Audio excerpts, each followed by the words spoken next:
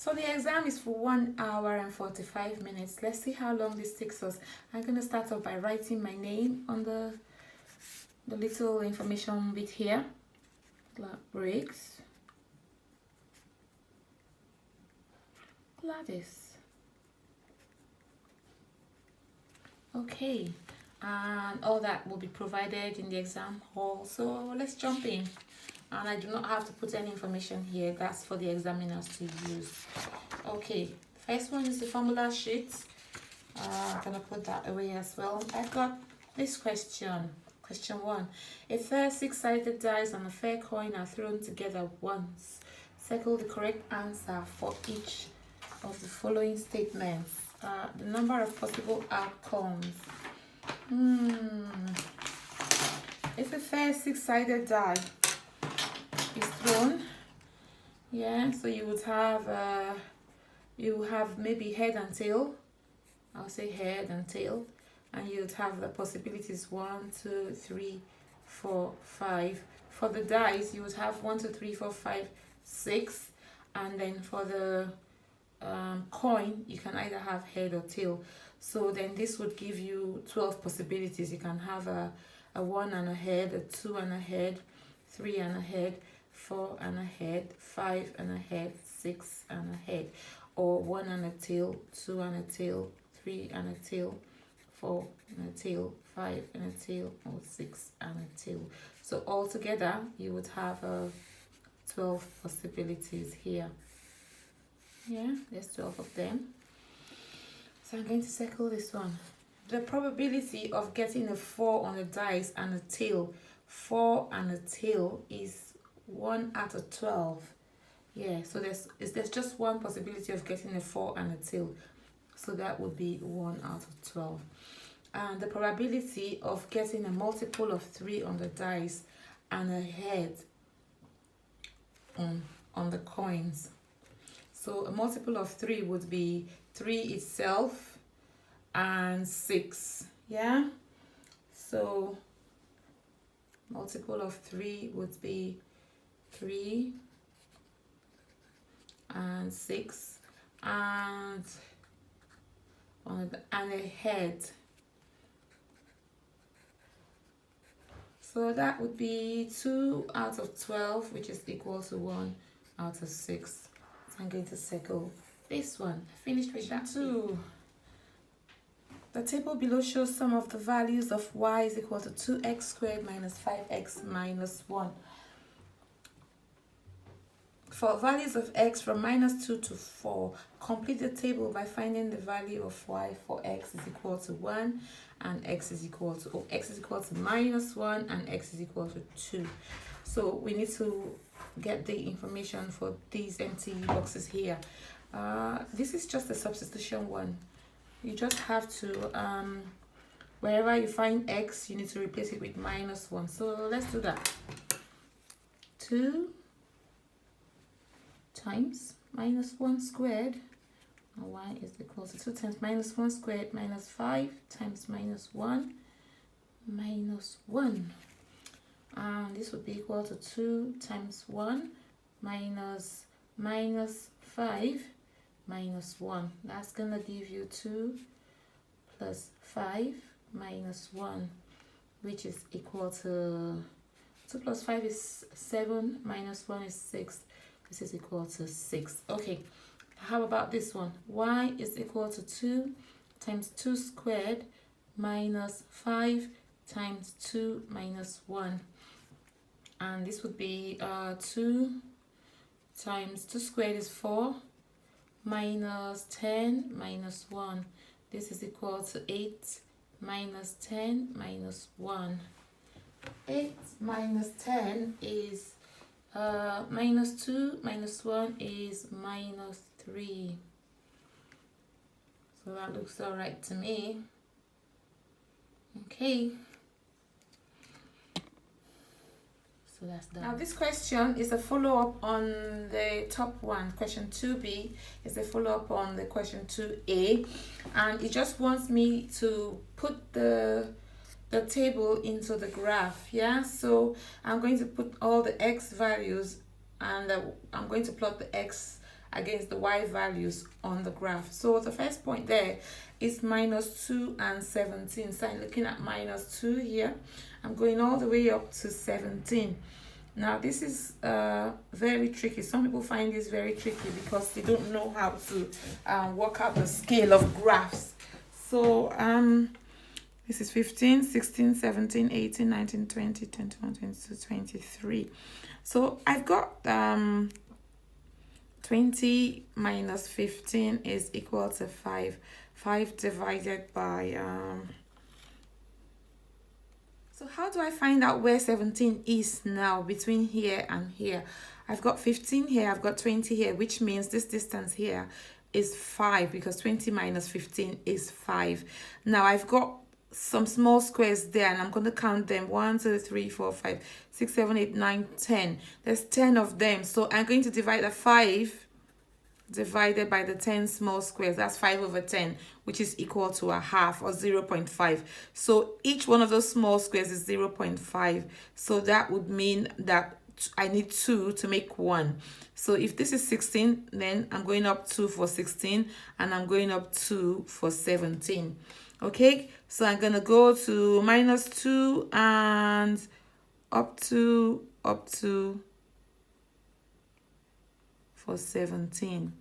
Yeah, I've got that point.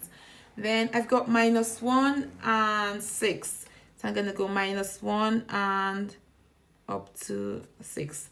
The next point is 0 and minus 1. So I've got 0 here. I've got minus 1 is down here.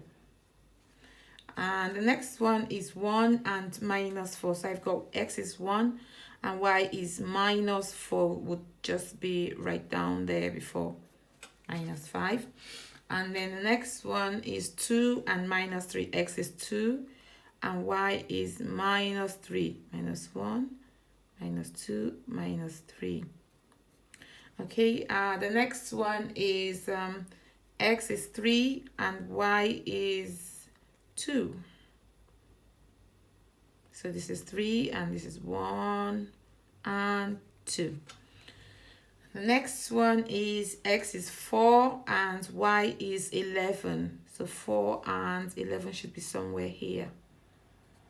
Okay, and because it's quadratic, I don't need to use any like serious, I don't need to do any serious ruling. I can just draw the curve down freehand with my hands. Yeah, so I'm just gonna go down this way.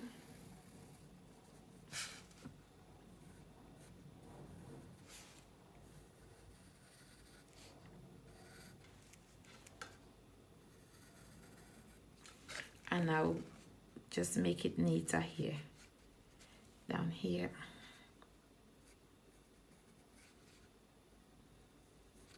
Okay, so that's it. That's that question answered. And there's 2 marks just to plot that graph. Okay, so all you're doing is plotting the x coordinates against the y coordinates, looking for the points and then drawing the curve. Now, question 2C is kind of also linked to question 2B. So I'm going to just fold up my graph paper and put it here so that you can see it as well. It says draw the line y is equal to 5 on the graph paper. Write down the value of x where the line y is equal to 5 cuts the curve. Yeah, and it says give your answer correct to 1 decimal place. So let's see. Y is equal to 5 is here's y that is y is equal to 5 is that one. So I'm gonna get my ruler and it will be that straight line where y is always equal to 5 no matter what the value of x is. It will be that straight line where y is always equal to 5 no matter what x is. So let's draw that line. Okay, and I got the 2 points. I've got 1 point here. I have to find out what that point is. And I've got this point here. I have to find out what this point is. And it says to write it correct to 1 decimal place. So this point would be x is equal to 1.9 or 0.9. and we also have x is equal to 3.1234. I'm gonna go with 3.4, or maybe 3.4. Okay, it's a graph, and your answers, you would be given like accuracy, you'll be expected to make some mistakes, so plus or minus 2 points. Okay, so if that was 3.6, it will still be, if the correct answer is 3.5, then I will still be within the range. If it was 3.3, I will still be within the range. Okay, so that's it with that one. The next one says, question 3D says, circle the equation below whose solutions are the values you have given in C. 2x squared minus 5x minus 1.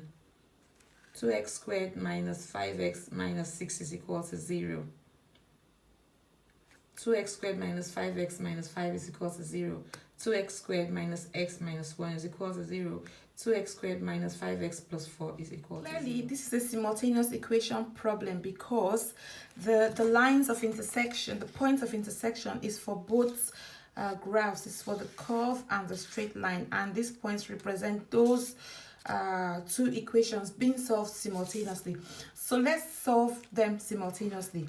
We have y is equal to 2x squared minus 5x minus 1, and we have y is equal to 5. Yeah, let's call this equation 1 and equation 2, and let's substitute equation 2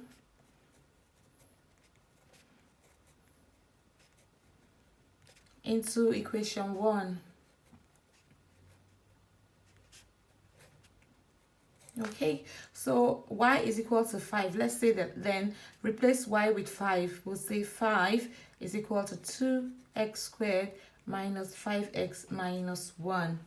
Yeah, if we take minus 1 to the other side of the equation, it's going to become 5 plus 1 is equal to 2x squared minus 5x. And let me rearrange them so that it looks better. Minus 5x is equal to 6. So I'm now going to take this now into the other side of the equation.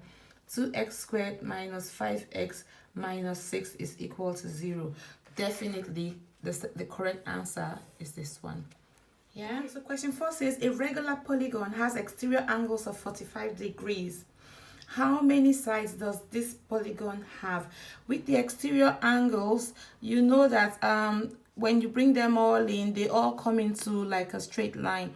They all come into a point. If you pull them all into the center, they all come into a point, and the angles in a point equals 360 degrees. So to find the number of sides, we're going to divide that 360 degrees by 45. Divided by 45 degrees. That's going to give you 8. Therefore, the polygon has 8 sides.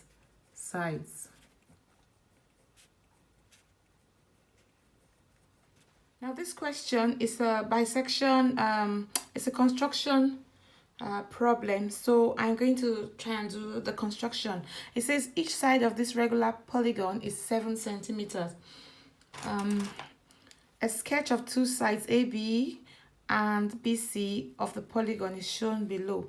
Using only a ruler and a pair of compass, construct an accurate drawing that shows these two sides of the polygon. The point A has been given. You must show your construction arcs. This means you shouldn't rub anything off this part here. You should leave all of the markings that you make from your construction in there. Okay, let's start off. I've got 7 centimeters. I want to make that angle there to be 45. So I'm going to measure the whole thing to be 14 centimeters and mark the midpoints. Yeah. So A is the start of my markings, and I'm going to make 14 centimeters and mark the midpoints. Yeah. So now I want to bisect this line to make 90 degrees. Yeah, and then I'm probably going to bisect the 90 degrees line to make 45 degrees. So to bisect this one, yeah, I'm using this. I'm going to open it up and make sure It's wide enough to go through my midpoint.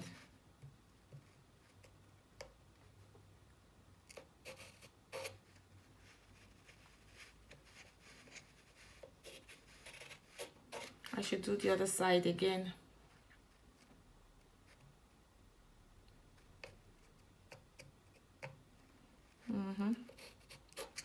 So I've got the midpoint. I got that to be 90. Yeah, so that's 90. If I just sketch that quickly, yeah. But remember, I'm not looking for the 90 degrees one, so I'm not worried about that one. I want to make the 45 degrees one, which is going in between here, to make the line BC. So I've got my AB, yeah. I want to make BC. So what I have to do now is to bisect this angle again. Okay, this 90 degrees that I've made. So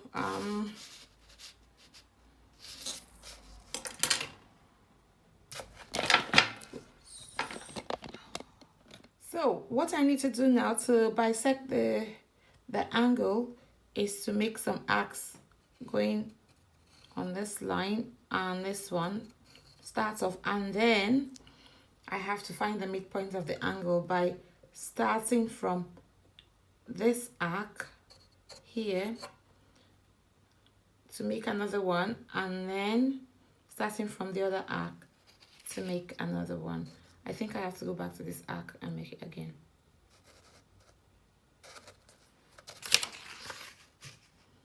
I have to go back to this arc and make it again. No. Very fiddly, but you can see where it is, yeah? Okay, so that's it. That's bang on in the middle. So let's make that line now. Line BC is going through that point and it's 7 centimeters. So I'm going to draw a 7 centimeter line and call this point C. So that's all done now. You got AB and got BC, and AB is 7 centimeters. And this angle here is 45 degrees because it's the bisection of the 90 degrees angle. And this line here is also 7 centimeters. Now question 4 is saying make M the subject. So if I start by rewriting the equation to put M on the other side, then I'm going to have 6M plus 7 is equal to Y. And then I want 6M on its, I want M on its own, so I'm going to start by eliminating that 7 there. If I take 7 to the other side of the equation, it's going to become minus 7. Now I don't want 6M, I want M, so M, I'm going to divide both sides by 6. Yeah, and if I divide both sides by 6, I'm going to have M is equal to Y minus 7 over 6. Yeah, that's it for that one. Now the next question says to factorize. Factorize 6x squared minus 12. What's common between 6x squared and 12x squared? I think 6 is common and x is common. So if we take 6x outside the bracket, then we would have 6x times x will give us 6x squared minus 6x times 2 will give us 12x squared. So that's done. Now this problem is a standard form problem.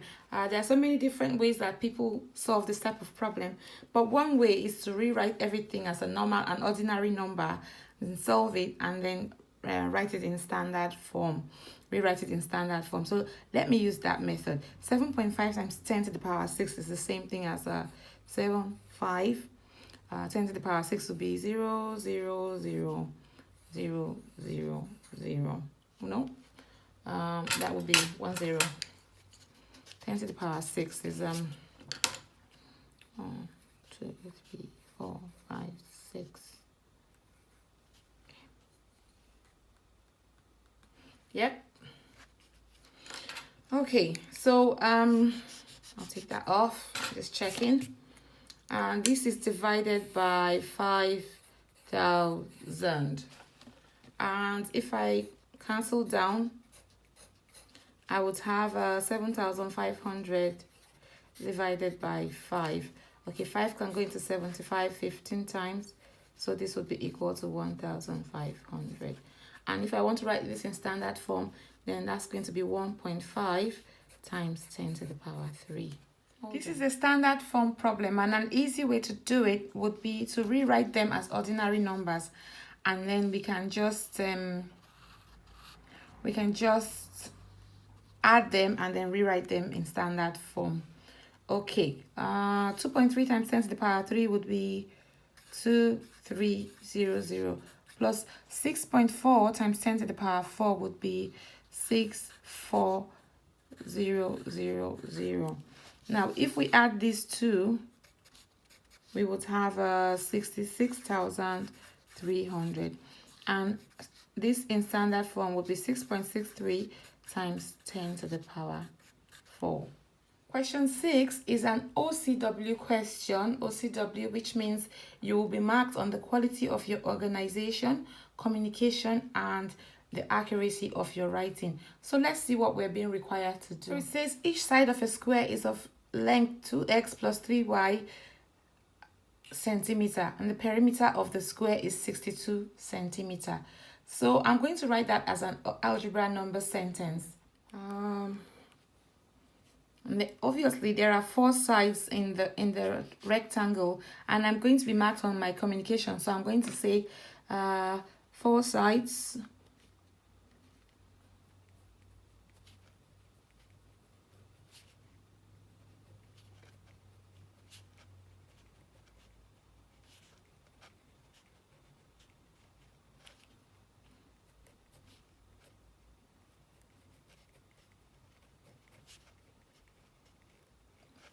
and my octagon is 8 sides, so I'm going to say 8 sides of the octagon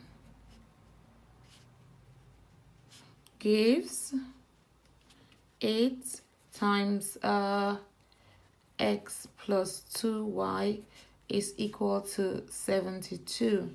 Okay, now clearly you can see that this is a simultaneous equation problem. If it's asking you to find the value of x and y, then you've got 2 equations and you need to find the value of x and y simultaneously. First thing I'm going to do is to expand both equations. Expanding both equations, we get 4 times 2x is 8x. I'm going to write that here. 4 times 3y is plus 12y is equal to 62. 8 times x is 8x plus 16y is equal to 72. If this is equation 1 and this is equation 2, then I'm going to subtract equation 2 from equation 1. Equation 2 subtract equation 1.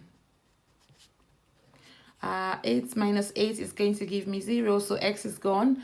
16y minus 12y is going to give me 4y is equal to 10. Now, if 4y is equal to 10, then y must be equal to 10 divided by 4, which is equal to 2.5. Okay? Substituting.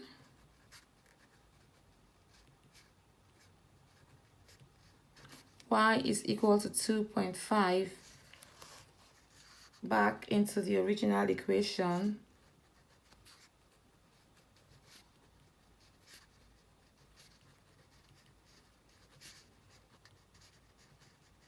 I would have 8x plus 12 times 2.5 is equal to 62. Yeah. And 8x plus 30, because 2.5 times 12 is 30, is equal to 62. Let's finish it off on this side. 8x is equal to 62 minus 30. And 8x is equal to 32. And therefore, x is equal to 4. So we got x is equal to 4 and y is equal to 2.5. And we solved them simultaneously. Yeah, notice how I made sure that I was explaining step by step every single thing that I was doing because I would marked on those. Yeah. Question 7 says, Alvin often drives to Bangor, from Bangor to Cardiff. He always chooses one of two routes for these journeys. He either travels through Rayada or through Hereford. The probability that he travels through Rayada is 0.7. Sometimes he decides to stop for a break during his journey. His decision is independent of the route he takes. The probability that he travels to Rayada and stops for a break is 0.42. Complete the tree diagram. Okay, so we've been given the first, on the first branch of the tree, we got 0.7 if it's going through Rayada. And so therefore, all the probability equal always adds up to 1. So this is going to be 0.3 because if we add 0.7 and 0.3, we would have 1. Now, how do we find out what's happening on this end? It's giving us that if he goes through this route and stops for a break, it's going to be 0.42. So you know that and means that they were multiplied. Yeah. So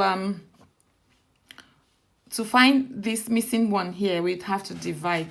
And 0.42 divided by 0.7, that's going to be what? 0.6. Yeah. And if this is 0.6, then this would be 0.4.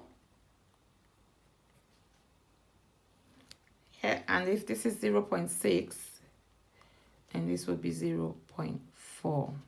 Question B says, calculate the probability that Alwyn travels through Hereford but does not stop for a break. So he travels through Hereford, but he doesn't stop for a break. So that's going to be 0.3 times 0.4, which is equal to 0.12. So it says William has n marbles.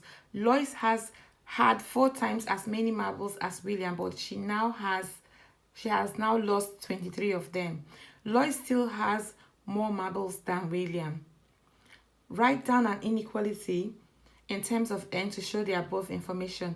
Use your inequality to find the least number of marbles that William may have. Let's just say that William has n marbles and Lois has 4 times n, okay, but she lost 23, so that would be minus 23. But they say that we should use an inequality. Yeah, so we can say that n is less than 4n minus 23. And now we have to use this inequality to find the least number of marbles that William may have. Yeah. If we do this, we're going to have, let's just, for now, let's do equals. N is equal to 4n minus 23. 4n minus n is equal to minus 23. 3n is equal to minus 23. N is equal to minus 23 over 3, which is going to give you like 7 point something. So I'm just going to go with 8. Okay, that's going to be my answer. I say circle the correct answer for each of the following statements. 9 raised to the power minus a half. I know that negative powers are equal to the reciprocal of the positive power. So 9 to the power minus half would be equal to 1 over 9 to the power half. And I also know that fractional powers are roots. And if it's half, then it must be equal to a square root. Yeah. So this would be equal to the square root of 9, which is equal to 1 over 3. So I'm going to go with this one. Again with this one, fractional powers are roots, but this time we don't have just one, we have 2 thirds. We know that a third would be a cube root, so that would be the cube root of 8 all squared. What is the cube root of 8? That is 2. 2 squared would be equal to 4. So I'm going to go with this one.